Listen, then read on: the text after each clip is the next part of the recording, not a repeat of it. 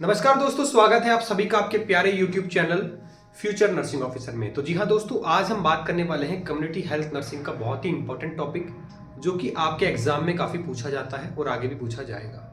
दोस्तों हम बात कर रहे हैं कॉमन हेल्थ प्रोग्राम जो इंडिया के अंदर जितने भी हैं उनके बारे में बात करेंगे। आइए जान लेते हैं। सबसे पहले हम बात करेंगे कि नेशनल फैमिली प्लानिंग प्रोग्राम कब आया था। तो दोस्तों नेशनल फैमिली प्लानिंग प्रोग्राम जो आया था वो 1951 से 1951 के अंदर माना। देखिए दोस्तों, इसके अंदर दो चीजें हैं, 1951 और 1952। इसमें आपको कंफ्यूजन नहीं होना है। अगर आपसे एक ही ऑप्शन आता है तो आपको 1952 जवाब देना है। अगर आपसे इसमें पूछा जाता है तो बेसिकली इसका आंसर जो होगा 1951 से लेकर 1952 माना जाएगा।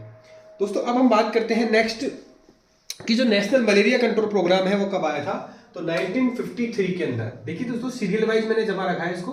1953 के अंदर जो है आपका नेशनल मलेरिया कंट्रोल प्रोग्राम आया था। अब बात करते हैं नेशनल लेप्रोसी कंट्रोल प्रोग्राम कब आया था। तो 1955 के अंदर जो है नेशनल लेप्रोसी कंट्रोल प्रोग्राम आया था। ठीक है, इंपॉर्टेंट है, क्वेश्चन आता है एग्जाम में। बात करते हैं नेशनल लेप्रोसी कंट्रोल प्रोग्राम जो है वो रिवाइज्ड, ये दोस्तों रिवाइज है, यानी कि वापस से revised. National leprosy control programme revised कब आया था दोस्तों। तो आपको जवाब देना है कि 1983 के अंदर जो है नेशनल लेप्रोसी इरेडिकेशन प्रोग्राम आया था। अब दोस्तों बात करते हैं नेक्स्ट कि जो आपका नेशनल फाइलेरिया कंट्रोल प्रोग्राम कब आया था। तो 1955 है। यहां पर आपका जो फाइलेरियासिस होता है उसको कंट्रोल करने के लिए नेशनल फाइलेरिया कंट्रोल प्रोग्राम चलाया गया था।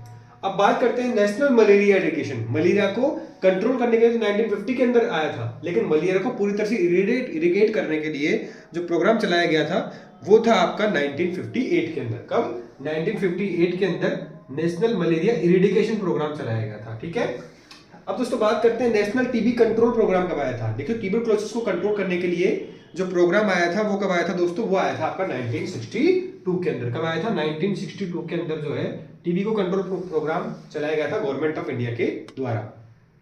अब दोस्तों बात करते हैं नेशनल स्मॉल पॉक्स, यानी कि स्मॉल पॉक्स जो था उसको कंट्रोल करने के लिए जो इरेडिकेशन प्रोग्राम चलाया गया था वो कब चलाया गया था? 1962 के अंदर ही चलाया गया था। कब चलाया गया था? 1962 के अंदर ही चलाया गया था दोस्तों। तो दोस्तों अब वापिस और जान लेते हैं। ये तो हमने 8 कंट्रोल प्रोग्राम जो थे उसके बारे में जाना।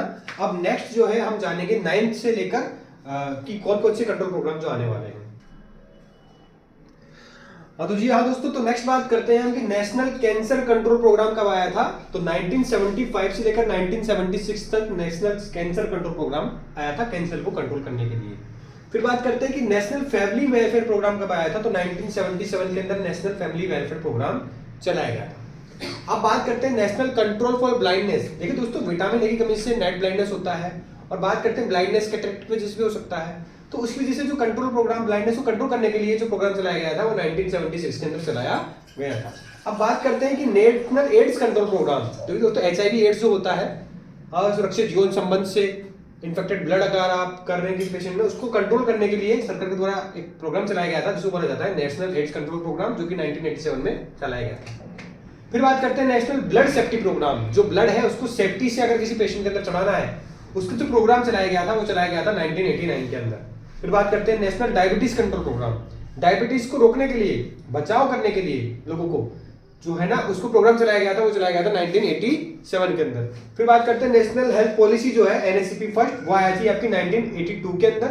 और नेशनल गुनिया वॉर्म इरेडिकेशन प्रोग्राम, ठीक है, जो गुनिया वॉर्म था, ठीक है, उसको इरेडिकेट करने के लिए आपका जो प्रोग्राम चलाया गया था वो 1984 के अंदर चलाया गया था। तो दोस्तों अब जानते हैं नेक्स्ट जो हमारा कि कौन कौन से प्रोग्राम और भी चलाए गए हैं।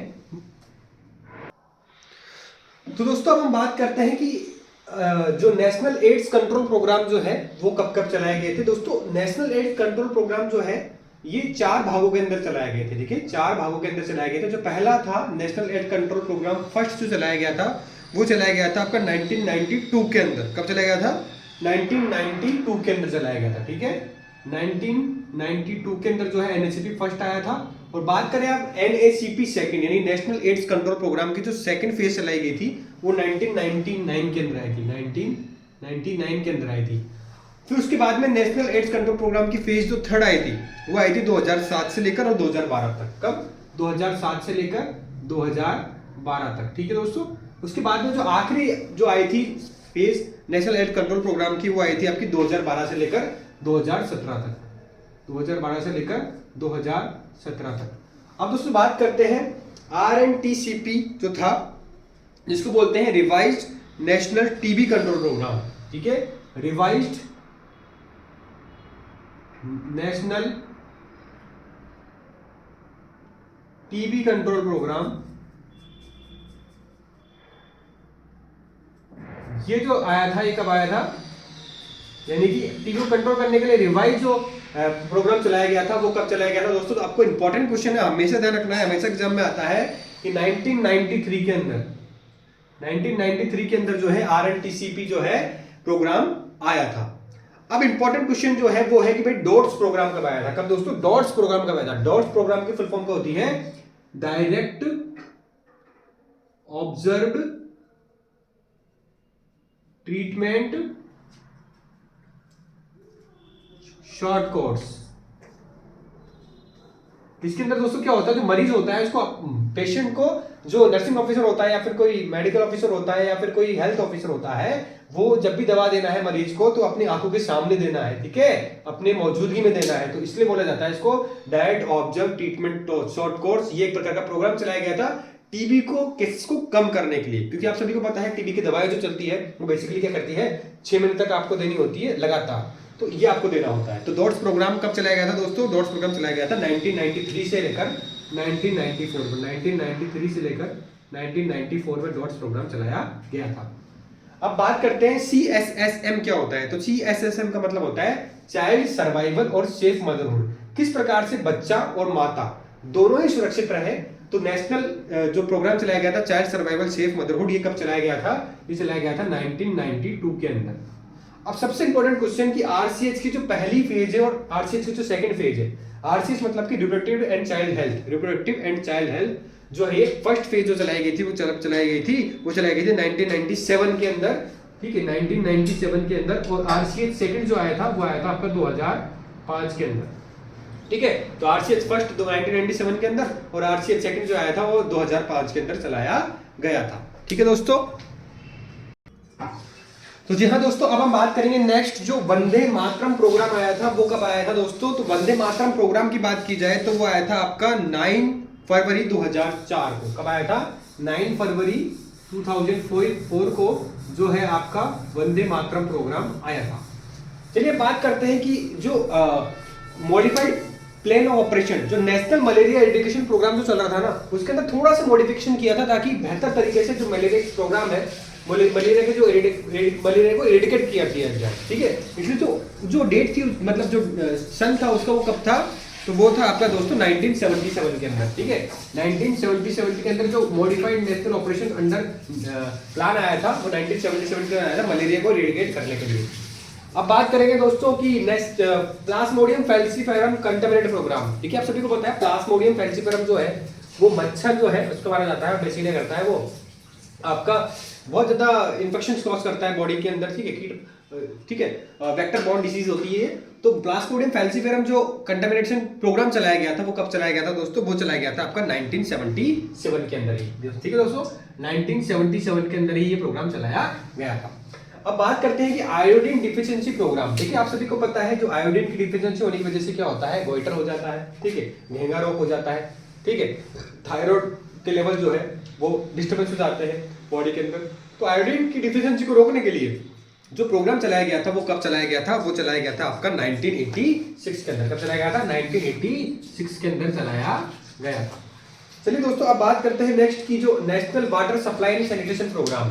समाज को, एनवायरनमेंट को शुद्ध और वातावरण को बहुत स्वच्छ बनाने के लिए, सॉरी हिंदी मेरी थोड़ी कमजोर है तो माफ कीजिएगा, तो वाटर सप्लाई और सैनिटेशन प्रोग्राम जो चलाया गया था, स्वच्छ वातावरण होगा तो अच्छा वातावरण होगा तो बेहतर आपका हेल्थ होने वाला है। उसके लिए जो नेशनल प्रोग्राम चलाया गया था वो कब चलाया गया था, तो दोस्तों आप सभी को ध्यान रखना है, बहुत ही इंपॉर्टेंट क्वेश्चन पूछा जाता है कि 1954 के अंदर जो है water supply and safe water और सेफ वाटर सैनिटेशन प्रोग्राम चलाया गया था 1954 के अंदर। अब बात करते हैं कि जो काला आजार प्रोग्राम था काला आजार प्रोग्राम जो कब चलाया गया था दोस्तों, वो चलाया गया था आपका 1990 से लेकर आपका 1990 से लेकर और 1999 के अंदर जो है के बीच में जो है काला आजार प्रोग्राम चलाया गया था। अब बात करते हैं जो इंटीग्रेटेड सर्विलेंस प्रोजेक्ट जो चलाया गया था वो कब चलाया गया था, वो चलाया गया था आपका नवंबर 2024 से। कब? नवंबर 2024 से। ये बहुत ही इंपॉर्टेंट क्वेश्चन है, बिल्कुल एग्जाम में पूछा। नवंबर 2024 नवंबर 2004 से, ठीक है, नवंबर 2004 से जो है इंटीग्रेटेड सर्विलेंस प्रोजेक्ट चलाया गया था। अब बात करते हैं बहुत ही इंपॉर्टेंट क्वेश्चन जो कि सीएचओ एग्जाम के अंदर तो हमेशा पूछा जाता है कि एनआरएचएम जो है नेशनल रूरल हेल्थ मिशन, देखिए उसको समझना पड़ता है कि गांव के वातावरण के अंदर, गांव के अंदर जो है हेल्थ सुविधा को बेहतर करने के लिए जो सरकार है काफी ज्यादा प्रयास कर रही है। और बात करते हैं कि इसके अंदर जो प्रोग्राम के अंदर क्या है, सभी प्रकार की सर्विसेज जो है वो चलाई जा रही है। और 5 अप्रैल 2005 को एनआरएचएम जो है वो स्टेबलाइज हो गया था, जिसके अंदर जो गांव के अंदर सभी जो हेल्थ सर्विसेज है वो प्रदान की जाती है, वो किसके अंदर आती है, आपकी एनआरएचएम के अंदर आती है। दोस्तों अब आप आगे बात करने वाले हैं, बहुत ही ज्यादा इंपॉर्टेंट ये क्वेश्चन है, ये इनमें से डेफिनेटली एक या दो क्वेश्चन एग्जाम के अंदर फंसेंगे, ठीक है। सबसे पहले इंपॉर्टेंट क्वेश्चन है कि RMNCH+A, दोस्तों RMNCH एक प्रोग्राम आया था जिसके साथ में A को अटैच किया गया है, तो reproductive maternity neonate childhood health, इसके साथ में एडोलसेंट की हेल्थ को भी जोड़ा गया था। तो ये जो कार्यक्रम है reproductive maternity neonate childhood health जो नेशनल प्रोग्राम है, कार्यक्रम बेसिकली होगा, तो ये इसको जो कब लॉन्च किया गया था गवर्नमेंट ऑफ इंडिया के द्वारा, वो किया गया था दोस्तों मई 2013 को। कब? मई 2013 को ये लॉन्च किया गया था, जिसके अंदर एडोलसेंट की हेल्थ को भी जोड़ दिया गया था। उसके बाद में बहुत ही ज्यादा इंपॉर्टेंट क्वेश्चन कि एनएचएम, ये सबसे इंपॉर्टेंट है, ठीक है। एनएचएम मतलब होता है national health mission. National health mission जो है इसको कब लॉन्च किया गया था, तो इसको लॉन्च किया था दोस्तों तभी जब आपको जो RMNCH इसको लॉन्च किया था, जब भी मई 2013 को ही क्या लॉन्च किया गया था, एनएचएम को लॉन्च कर दिया गया था, ठीक है। चलिए बात करते हैं नेक्स्ट क्वेश्चन जो एग्जाम के अंदर पूछा जाता है कि इंटरनेशनल न्यूबॉर्न एक्शन प्लान जो है कब आया था, तो आप सभी को जवाब देना है कि इंटरनेशनल न्यूबॉर्न एक्शन प्लान आया था आपका 2014 के अंदर। कब आया था? 2014 के अंदर ये आपका आया था। अब बात करते हैं बहुत ही इंपॉर्टेंट, जिसके बारे में पिछली क्लास में बताया था कि जननी सुरक्षा कार्यक्रम यानी जननी सुरक्षा योजना कब आई थी और क्यों आई थी। दोस्तों जननी सुरक्षा योजना है जो सरकार के द्वारा 12 अप्रैल 2005 को अंदर आई थी। कब आई थी? 12 अप्रैल 2005 को लॉन्च की गई थी, 12 अप्रैल 2005 को लॉन्च की गई थी, ठीक है। और इसका मूल सिद्धांत ये था कि माँ को जो माँ की डिलीवरी हो वो कब हो, कहाँ पर हो, हॉस्पिटल के अंदर हो, ताकि जो है वो पीपीएच कंडीशन हो जाती है, ठीक है, माँ की मृत्यु हो जाती है ज्यादा ब्लीडिंग होने की वजह से, अटर्निंग यूनिट यूट्रस की कंडीशन होने की वजह से, तो उसको बचाया जा सके। उसी के तहत बात की जाए, ये जो है एनएचएम के अंदर कार्य करती है। और बात करते हैं जननी शिशु सुरक्षा कार्यक्रम। अब माँ को तो आपने बचा लिया, लेकिन बच्चे को बचाना जरूरी है, तो जननी शिशु सुरक्षा कार्यक्रम यानी माँ और बच्चे दोनों को ही बचाने का जो कार्यक्रम सरकार द्वारा चलाया गया था, वो चालू कब किया गया था दोस्तों, तो वो चालू किया गया था आपका 1 जून 2011 को। कब? 1 जून 2011 से चालू किया गया था, 1 जून 2011 से चालू किया गया था। अब बात करते हैं एनएसएस की मतलब क्या होता है, नेशनल शिशु सुरक्षा कार्यक्रम, मतलब कि बच्चे को के लिए ही चलाया जाने वाला कार्यक्रम है, नेशनल शिशु सुरक्षा कार्यक्रम है। ये भी आपका चलाया गया था 2011 को, ठीक है। इसके बारे में दोस्तों मैं पता करके आपको बताऊंगा, ठीक है, इंपॉर्टेंट क्वेश्चन है। नेशनल शिशु सुरक्षा कार्यक्रम के बारे में आपको पता करके बताऊंगा कि ये नेशनल शिशु सुरक्षा कार्यक्रम कब है। इसका जवाब आप दीजिए मुझे, वीडियो के अंत में बताऊंगा आपको नेशनल शिशु सुरक्षा कार्यक्रम कब आया था। तो दोस्तों जैसा कि मैंने आपसे पूछा था कि ये जो नेशनल शिशु सुरक्षा कार्यक्रम है, ये 2009 के अंदर, सितंबर 2009 के अंदर लॉन्च हुआ था। कब हुआ था? दिसंबर 2009 के अंदर लॉन्च किया गया था। बहुत ही इंपॉर्टेंट क्वेश्चन है, इंपॉर्टेंट आता है। बात करते हैं नेक्स्ट, राष्ट्रीय बाल सुरक्षा कार्यक्रम, बच्चों की सेहत को मेंटेन करने के लिए, बच्चों को हर प्रकार की बीमारी से बचाने के लिए, जहां पर आप जो है स्कूल जाकर बच्चों को देखते हैं, बच्चों की हेल्थ को चेकअप करते हैं, तो वो होता है RBS के प्रोग्राम के अंदर। तो ये जो है कार्यक्रम में कब चलाया गया था आपका? फरवरी 2013 से चलाया गया था। कब चलाया गया था? फरवरी 2013 से ये प्रोग्राम चलाया गया था। ये इंपॉर्टेंट आपको पता होना चाहिए। तो दोस्तों अब बात करते हैं स्वजल धारा की। स्वजल धारा जो प्रोग्राम है कब चलाया गया था दोस्तों? स्वजल धारा प्रोग्राम चलाया गया था आपका 25 दिसंबर 2002 से। कब? 25 दिसंबर 2002 से स्वजल धारा चलाया गया था। दोस्तों इंपॉर्टेंट क्वेश्चन है, एग्जाम में पूछा जाता ही जाता है, ठीक है। दोस्तों अब हम बात करेंगे मिनिमम नीड प्रोग्राम की। किसकी दोस्तों? मिनिमम नीड प्रोग्राम की बात करें तो मिनिमम नीड प्रोग्राम जो है वो कब लॉन्च किया गया था? वो लॉन्च हुआ था आपका 1974 के अंदर, और ये कब तक चला था दोस्तों? 1978 तक चला था, जिसको बोलते हैं मिनिमम नीड प्रोग्राम। अब बात करते हैं स्कूल के अंदर जो बच्चे हैं उनकी हेल्थ अच्छी रखें, उनको भरपूर मात्रा में प्रोटीन, कार्बोहाइड्रेट, मिनरल्स मिल सके, इसलिए स्कूल के अंदर ही एक प्रोग्राम चलाया गया था, स्कीम चलाई गई थी जो कहा जाता है मिड डे मील स्कीम, जिसके अंदर सरकारी संस्थान, स्कूल जो होते हैं उनके अंदर बच्चों को लंच में जो खाना दिया जाता है। और ये जो शुरुआत की गई थी गवर्नमेंट ऑफ इंडिया के द्वारा, कब की गई थी दोस्तों? वो की गई थी आपकी 1995 के अंदर। कब? 1995 के अंदर। और बात की जाए कब की गई थी? जब स्वतंत्रता दिवस जो था 15 अगस्त 1993 के अंदर गवर्नमेंट ऑफ इंडिया के द्वारा ये स्कीम चालू की गई थी। अब बात करते हैं इंटीग्रल डिसीज सर्विलेंस प्रोग्राम जो चलाया गया था, वो कब चलाया गया था? वो चलाया गया था आपका दोस्तों नवंबर 2004 के अंदर। कब चलाया गया था? नवंबर 2004 के अंदर चलाया गया था। कब चलाया गया था? नवंबर 2004 के अंदर चलाया गया था। अब बात करते हैं तंबाकू। तंबाकू का सेवन करने से क्या होता है? आप सभी को पता है कैंसर होता है। तो उसको कंट्रोल करने के लिए पहले से ही नेशनल तंबाकू कंट्रोल प्रोग्राम सरकार के द्वारा जो है चलाया जा रहा है। ठीक है, तो वो कब चलाया गया था दोस्तों? 2007 से लेकर 2008 तक से ही, 2007 से लेकर 2007 और 8 से लेकर अभी तक जो भी है ये तंबाकू कंट्रोल प्रोग्राम विभिन्न विभिन्न तरीके से बैनर के माध्यम से, टीवी के माध्यम से सभी को चलाया जाता है। इसलिए तंबाकू का सेवन आप सभी को नहीं करना चाहिए, क्योंकि इस वजह से जो है कैंसर कॉज होता है, ओरल कैंसर। अब बात करते हैं national programme for control deafness. Deafness को कंट्रोल करने के लिए जो सरकार ने प्रोग्राम चलाया था वो कब चलाया था दोस्तों? इसके बारे में जान लेते हैं। तो national programme for control deafness जो है वो कब चलाया गया था? आपका 2007 से ही चलाया गया था। 2007 से ही चलाया गया था।